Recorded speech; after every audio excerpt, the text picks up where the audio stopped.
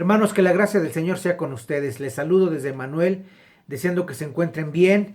Espero que ya estén más relajados en estos días de encierro. Sé que algunos siguen trabajando. Bueno, que Dios me los bendiga a todos. Quiero en esta hora, hermanos, compartir una enseñanza de la palabra de Dios que ya la he compartido en el pasado en la iglesia, pero ustedes saben, o bien los hermanos ya olvidaron lo que les enseñamos o probablemente en ese día no asistieron a la iglesia y entonces ni por enterados se dieron. Entonces, dada la circunstancia que estamos viviendo, hermanos, creo que es un buen tiempo para volverlo a compartir. ¿De qué quiero hablar el día de hoy, hermanos? Quiero hablar de una enseñanza que la voy a transmitir de manera muy sencilla. No pretendo irme a las profundidades de la enseñanza, porque además creo que no sabría llegar hasta allá, ni sabría cómo salir de dichas profundidades. Pero creo que esta enseñanza podrá ayudarnos, podrá ubicarnos un poquito en lo que nosotros creemos. ¿De qué estoy hablando, hermanos? Estoy hablando del traslado de la iglesia.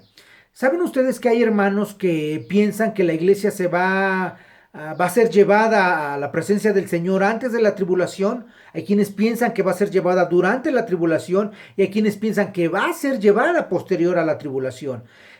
Hay diferentes posiciones. ¿Cuál es la nuestra? La vamos a ver. Pero quiero que veamos por qué hay estas diferentes posiciones, hermanos. Y también quiero que veamos un aspecto acerca de esta doctrina que es la doctrina del traslado parcial. Vamos a empezar con ella, como lo dije ya ahorita, ya lo hemos mencionado antes, pero creo que no está de más que lo volvamos a hacer. Ahora, quiero dejar en claro una cosa. Nuestro Dios es el único que es omnipotente, omnisciente y eterno. Nadie más. Entonces, ni siquiera el diablo, que quede claro, ni el diablo. El diablo no es eterno porque fue creado, no es omnipotente porque no lo puede todo, ni es omnisciente porque no lo sabe todo. Eso es algo que debemos de tener claro. Solo nuestro Dios, y eso es bueno, porque esta palabra que tenemos aquí, que es la Biblia, esta palabra es la palabra que nos dio nuestro Dios. Entonces es una palabra que nos llevará a toda verdad y a toda justicia. Así que vamos a iniciar con esto, mis hermanos. Vamos a ver entonces la enseñanza de la doctrina parcial que muchos creen y que quiero decirles que hace tiempo dentro de nuestra denominación habíamos muchos cristianos que escuchábamos, que se nos enseñaba y creíamos que justamente era así. ¿De qué se trataba, hermanos? Nos decían a veces desde el púlpito, hermanos, si tú no estás preparado cuando venga el Señor, te vas a quedar. ¿Eh? Ten cuidado, no te vaya a pasar lo de las 5 vírgenes insensatas. Y la verdad, hermanos, es que como que sí nos mantenía en un temor latente, en un temor constante. Y esto no quiere decir, hermanos, que sea malo tener temor. Es más, es fundamental como hijos de Dios tener temor. Pero una cosa es tener ese temor reverencial que Dios merece y que Él es digno de que le tengamos. Y otra cosa es esa zozobra de y si sí, y si no. Quiero que tengamos claridad en una cosa, mis amados. En el Señor las cosas son sí y amén. En Él hay seguridad, en Él hay cuidado, en Él hay atención, en Él no nos falta nada. Entonces no tiene por qué haber ninguna enseñanza de la palabra que pueda generarnos ese miedo más que un temor reverencial, un miedo a que podamos perdernos algo que Dios quiera darnos. Esto es importante que lo tengamos muy claro, hermanos. Si nosotros tenemos miedo acerca de una enseñanza, muy probablemente no es muy correcta la enseñanza que estamos teniendo o hay una excepción. ¿Cuál es? Que andemos en pecado. Nosotros enseñamos que la salvación se pierde. No como si fueran enchiladas, que hoy la pierdo, mañana la recupero, pasado mañana quién sabe qué vaya a pasar. No, no es un juego. No es un juego. No, no creemos esto, no enseñamos esto. Sí creemos que es una situación de degradación donde la persona empieza a hacer cosas que no debe, no corrige y se va por esa línea y a algún lugar tendrá que llegar. Sí, hermanos, entonces creo que esto es algo también importante que debo mencionar. Nosotros creemos en ello, pero no es algo como para que tengamos que estar teniendo miedo de, y si sí, y si no, y si el Señor viene y no, ya me quedé. No, hermanos, la garantía que tenemos en Cristo es más grande que eso. Ahora, aquí es donde tenemos que ver qué dice la Biblia y también que no caigamos en una sobreconfianza, que eso es muy común en los hombres, muy común. Ah, no, no pasa nada, todo está bien, entonces aleluya y dale para adelante y lo que salga. No, no, no, no, no, no, no. Yo quiero dejar muy claro esto, hermanos. Yo predico que la salvación se pierde, pero no como dulces, que la pierdo y la encuentro y la pierdo. No es una vacilada, hermanos. No es así. Pero también creo que los que hemos creído en el Señor, estamos seguros en Él, porque la palabra de Dios nos lo enseña, y una persona que ha conocido la verdad de Cristo, en sus cabales, hermanos, se atrevería a menospreciar la gracia, la salvación de nuestro Dios por los placeres de este mundo, porque no hay punto de comparación. Y esto me parece que lo he dicho en alguna otra ocasión. Entonces, hermanos, creo que cuando nosotros como cristianos tenemos la seguridad por fe de ser salvos por el sacrificio de Jesús en la cruz del Calvario, hermanos, no andamos ahí probando si me voy o no me voy. No, no funciona así, hermanos. Miren, les digo rápidamente. En una ocasión dicen que iban a contratar a una persona para que se convirtiera en el chofer de una personalidad. Y entonces llegaron algunos candidatos para ser el chofer de esta personalidad y pues entre pruebas de manejo y el examen escrito también hubo un examen oral. Y una de las preguntas que les hicieron a los participantes fue la siguiente. Si tú manejaras un auto y enfrenaras antes de llegar a un precipicio, ¿a qué distancia te podrías detener? Y entonces uno dijo, oh no, yo a 1 centímetro. Yo podría enfrenar a 1 centímetro. Oh, qué interesante, ¿no? Oh, muchas gracias. Nosotros le llamamos. Le preguntaron a otro, la misma pregunta. Si usted estuviera manejando y enfrenara a punto de caer a un precipicio, ¿a qué distancia del precipicio se detendría? No, pues no, pues yo como a 1 metro. No, como 1 metro. Yo me detendría. Muy bien, muchas gracias. Perfecto. Nosotros le llamamos. Le preguntan a otro y le dicen, para no hacerlo tan largo, le preguntan a otro y le dicen, ¿a qué distancia enfrenaría usted si estuviera por caer a un precipicio? Y el hombre respondió, yo enfrenaría lo más lejos posible del precipicio.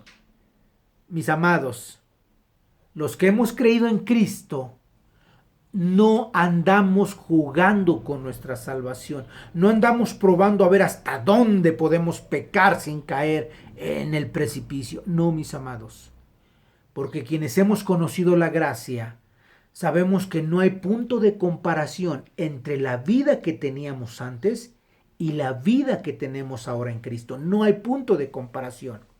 Entonces, una persona que verdaderamente salva no va a tener este conflicto de a ver hasta dónde puedo llegar sin caer en la perdición de mi alma o en pecado. No, no tiene estas luchas, mis hermanos. La persona que está cavilando entre una situación y otra es porque creo que no conoce al Señor. Y esto, hermanos, es algo muy delicado, porque hoy en día, lamentablemente, mis amados hermanos, debo decir que hoy en día en la iglesia hay mucha gente que es miembro de la iglesia local, es miembro de la congregación, pero no es miembro del cuerpo de Cristo. Y esto es muy delicado, porque la gente no se salva por ir al templo, se salva por haber sido lavado y comprado por la sangre de Cristo. Y por eso, hermanos, tenemos luego mucha gente en la iglesia que fácil vino y fácil se va. Cuando el Señor trae algo a sí mismo, hermanos, no hay nada que lo pueda arrebatar de sus manos, no hay nada. No hay placer, no hay pecado, no hay diablo, no hay problema, no hay nada que tenga la capacidad de arrancar a alguien de las manos del Señor. Somos nosotros quienes podemos decidir menospreciar la gracia del Señor, pero que alguien nos arranque de su mano, no hay nada, dice la Biblia, nada, hermanos. Entonces, bueno, dejando bien claro en esto, pretendiendo dejarlo claro, vamos a entrar a esto del traslado de la iglesia y de algunas posiciones. Les dije que la primera de ellas es justamente el traslado parcial, y creo que con todo lo que ya he dicho a manera de introducción, pues ya hay algunos aspectos que tienen que ver con esta enseñanza. Hay algunas citas, hermanos, que quienes creen en el traslado parcial descansan en ellas para justificar esa enseñanza. Miren, les puedo dar algunos ejemplos: Lucas 21:36, Filipenses 3:11, Tito 2:13, 2 Timoteo 4:8, Hebreos 9:28 y algunas otras más. Cuando nosotros vemos, hermanos, la doctrina del traslado parcial a la luz de algunas enseñanzas de la palabra, entonces caemos en algunos conflictos. El primer conflicto que quiero yo mencionar, hermanos, en esta tarde, es el conflicto que nos representa la doctrina de la soteriología, o la soteriología en sí mismo, la doctrina de la salvación.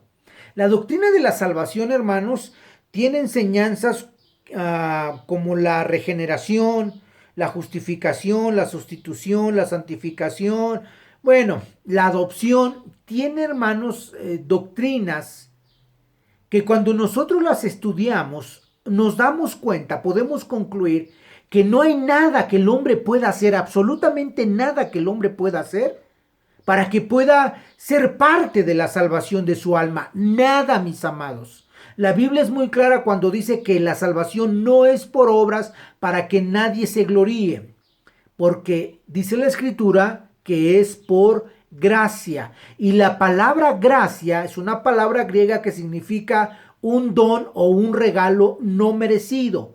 En otras palabras, la salvación de nuestra alma es un regalo inmerecido. Y no solo es inmerecido, sino que de manera unilateral. Solamente Dios intervino en ello para que nosotros lo pudiésemos recibir. Se los pongo muy sencillo, hermanos. Si el hombre pudiese haber hecho algo para poder lograr la salvación de su alma, entonces no tendría necesidad, o no hubiese habido necesidad de que Cristo viniera a morir, porque entonces el hombre podía hacerlo, ¿no?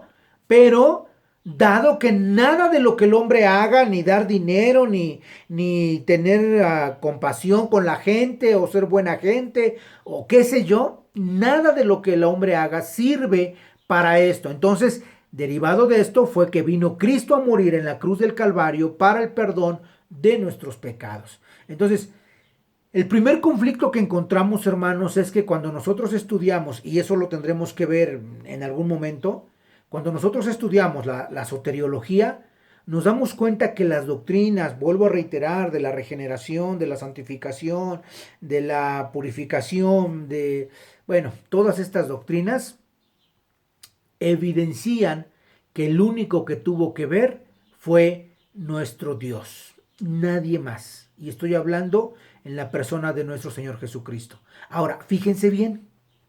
Entonces, si yo no hice nada para ser salvo, quiero que entendamos esto. El único requisito para que una persona pueda ser llevada en el traslado de la iglesia, el único requisito es ser iglesia.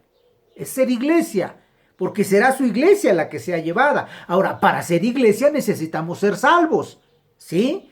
Y para ser salvos no hay nada que el hombre haga salvo lo que hizo Cristo en la cruz del Calvario. Espero poderme estar dando a entender con esto. Entonces estoy diciendo que nada de lo que el hombre haga va a servir para que nosotros podamos encontrarnos con el Señor en el aire. Todo lo hace Cristo. Y esto viene, hermanos, porque, reitero, en el pasado nos decían, hermano, aguas, si no estás preparado te quedas. La preparación bíblicamente, hermanos, que se requiere para poder ir al encuentro con Cristo es que hayamos sido salvos por su gracia. No hay más. Entonces, este es el primer conflicto que nosotros enfrentamos cuando sostenemos la doctrina del traslado parcial. Son varios conflictos, hermanos. No creo en esta grabación poderlos mencionar todos, pero trataré de avanzar lo más que se pueda. Segundo conflicto, hermanos.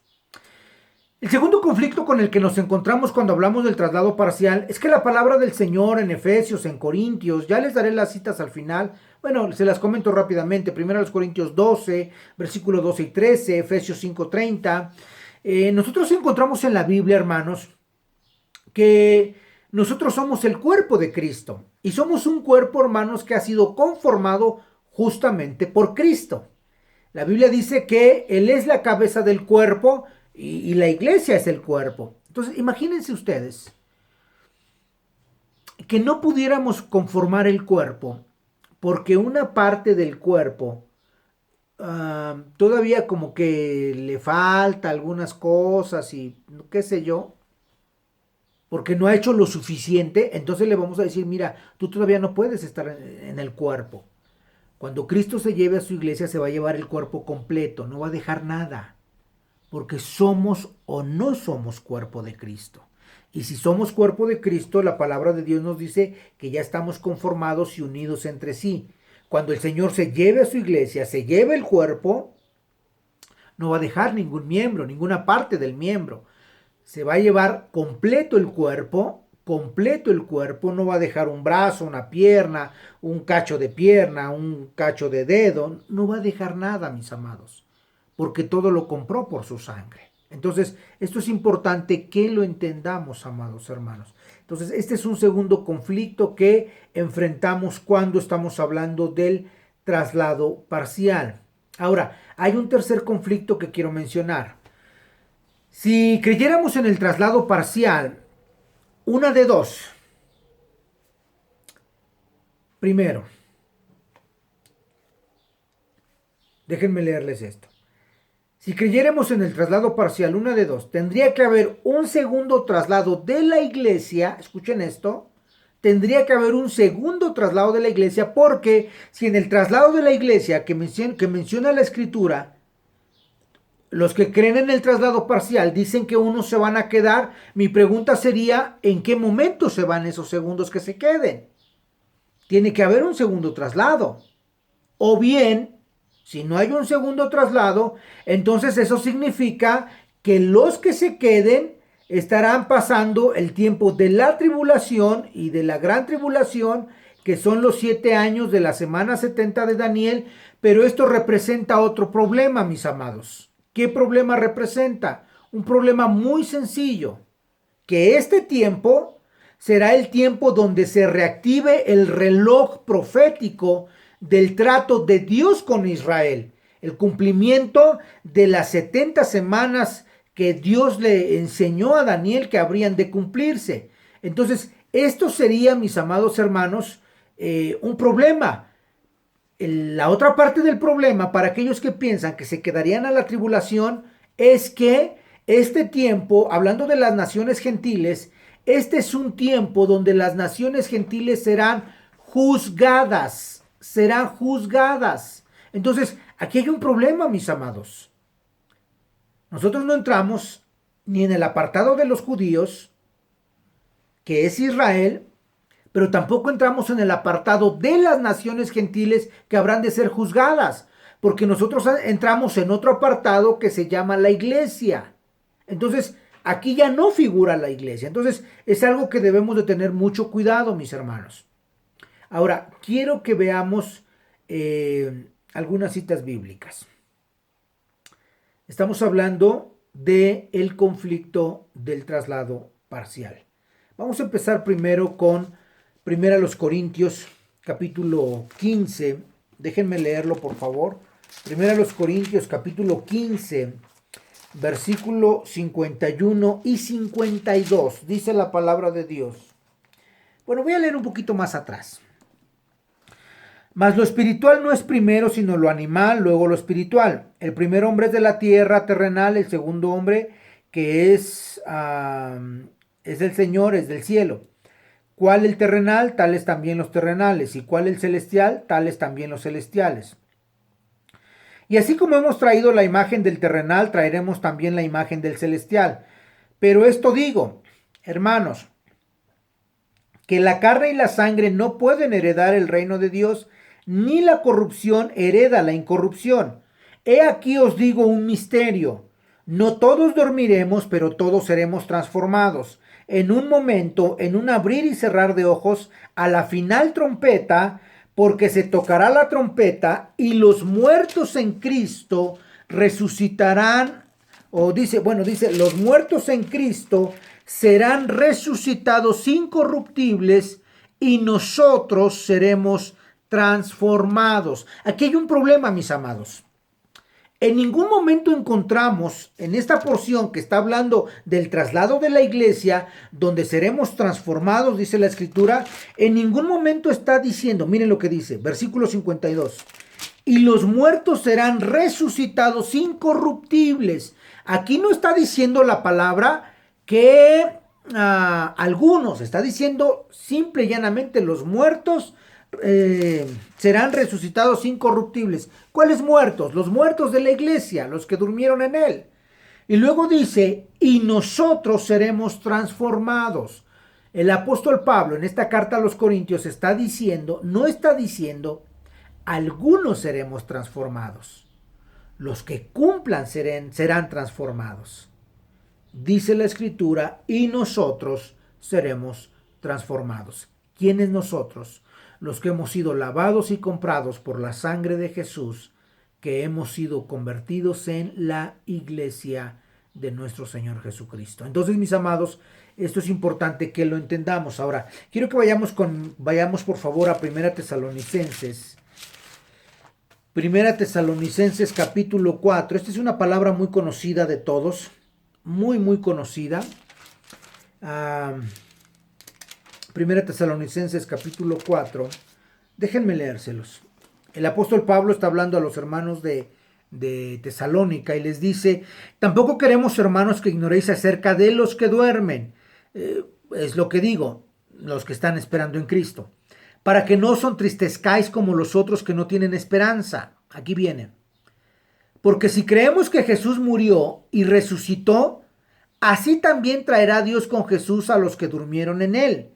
Por lo cual os decimos esto en palabras del Señor, que nosotros que vivimos, que habremos quedado hasta la venida del Señor, no precederemos a los que durmieron. Noten cómo no dice algunos que vivimos, no está diciendo algunos que vivimos, algunos que habremos quedado hasta la venida, no está diciendo los fieles que habremos quedado hasta la venida. No está mencionando esto porque no entra dentro de la teología bíblica el que haya un traslado parcial.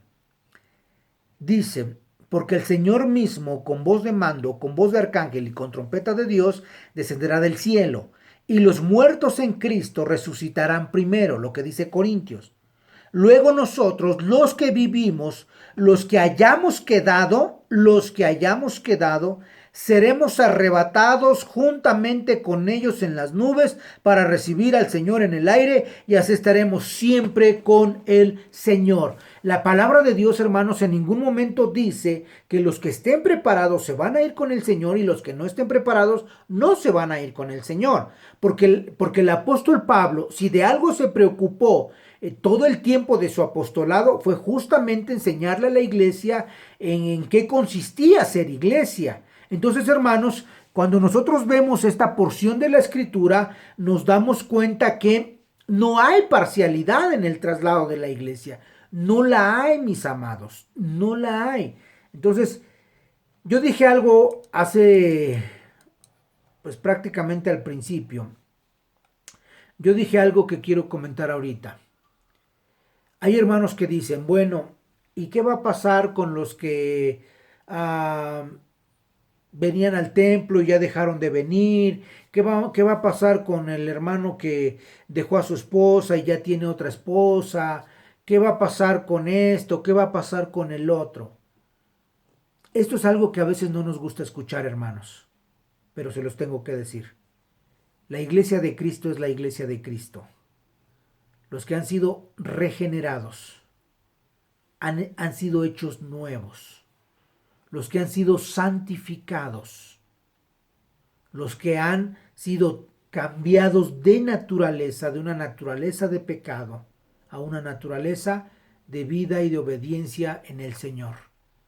Los que han nacido de nuevo, lo dije hace unos minutos, no están buscando el pecado, sino todo lo contrario. ¿Se acuerdan del ejemplo que les puse del hombre que contrataban o estaban buscando para contratar como chofer? ¿Qué fue lo que dijo el tercero? No, yo frenaría lo más lejos posible del voladero. ¿Qué le dijeron? Contratado. Contratado. ¿Por qué? Porque se trataba de la seguridad del personaje. Entonces, mis amados, cuando nosotros amamos al Señor, tenemos al Señor, no andamos buscando tentaciones para vencerlas. No, no andamos haciendo eso, mis amados. Tratamos de estar lo más lejos posible del voladero. Entonces, cuando una persona está en una situación así, o una de dos, ha descuidado su comunión con el Señor y no ha restaurado su vida, o probablemente no sea cristiana. Yo no soy quien para decir quién sí es cristiano y quién no es cristiano. Solo estoy diciendo que puede ser una de dos. Ahora, yo comenté hace un rato, yo mencioné que yo creo que la salvación se pierde no porque sea un juego, sino porque nosotros la despreciamos. Cuando alguien por su mala cabeza cae en esta situación, bueno, es otra historia. Pero ¿quién en su sano juicio, mis amados hermanos, va a hacer semejante barbaridad? Entonces, quiero que vayamos a otras citas, por favor. Vamos, por favor, a 2 Corintios, capítulo 12. Vamos allá, por favor. Vamos a ver cómo estamos de tiempo. Les dije segunda, pero me equivoqué. Es 1 Corintios 12, por favor. Capítulo 12.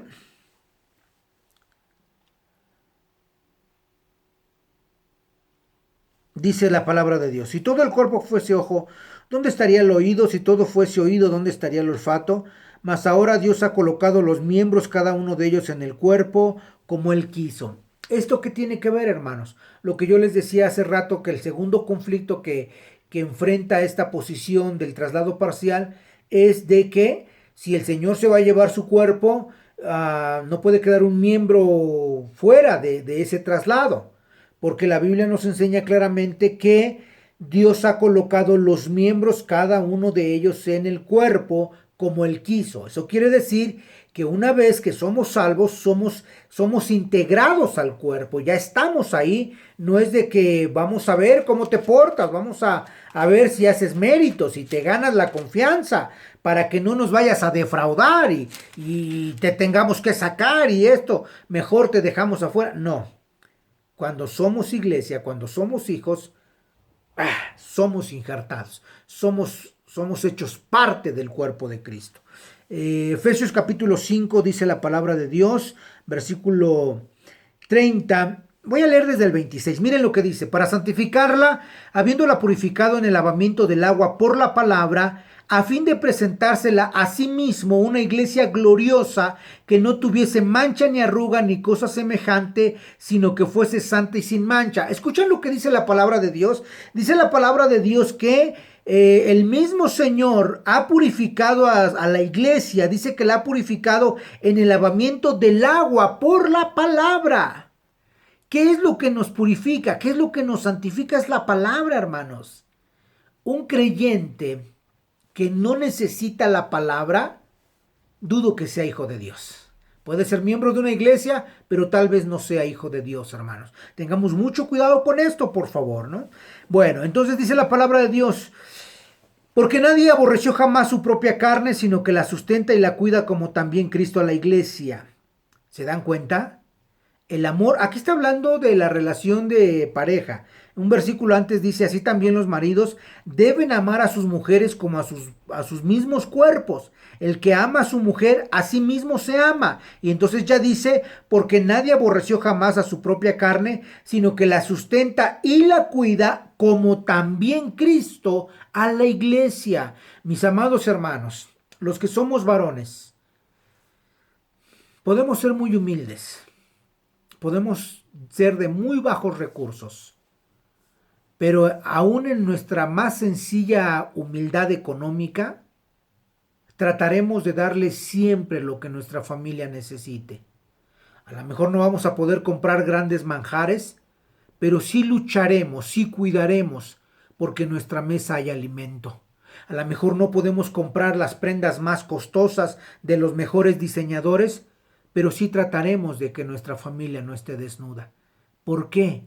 Porque la amamos, porque la queremos, porque son parte nuestra. Yo amo a mi esposa, amo a mis hijos, y mi economía puede ser muy limitada, pero yo siempre procuro de que tengan lo que necesitan porque los amo. Pero fíjense bien lo que les voy a decir, no solamente procuro que tengan lo que necesitan, sino que también, hermanos, en ese amor yo tengo que velar por la educación de mis hijos. Si yo veo que alguno de mis hijos tiene alguna práctica que no es correcta, yo lo voy a llamar y le voy a decir, a ver, hijo, explícame esto. A ver, hija, explícame esto. ¿Por qué estás haciendo esto? A ver, ¿qué justificante tienes? Esto, lo otro, qué sé yo. Pero no voy a permitir que en mi familia haya situaciones que le hagan daño a la familia. Si yo, siendo malo, sé dar buenas dádivas, si yo, siendo malo, sé que debo tener cuidado y debo ponerle atención a mi familia, cuanto más Cristo por su iglesia. Entonces, mis amados, en esto no estamos solos.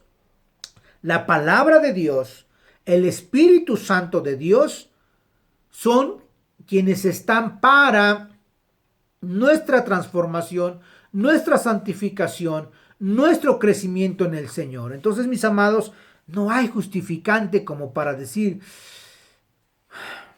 me voy a quedar porque, qué sé yo. Dice la palabra, porque somos miembros de su cuerpo, de su carne y de sus huesos. Ya somos parte, mis amados. Ya somos parte. Es como una persona que ya va en el tren porque tiene su boleto, ya lo compró y de repente agarra y se avienta por la ventana cuando ya va en marcha. Es absurdo, ¿no? Lo mismo, hermanos, es lo mismo. Bueno, entonces estamos hablando de algunos conflictos que se tiene en relación a la doctrina del traslado parcial de la iglesia. Ahora, quiero que vayamos rápidamente porque el tiempo me está ganando y ya tengo que entrar en la recta final. Quiero entrar rápidamente a las citas que les mencioné. Vamos primero a Lucas capítulo 21, versículo 36, que es alguno de los elementos que los que creen en la doctrina del traslado parcial fundamentan para hablar acerca de esto. Dice la palabra de Dios: velad pues en todo tiempo, orando que seáis tenidos por dignos de escapar de todas estas cosas que vendrán y de estar en pie delante del Hijo del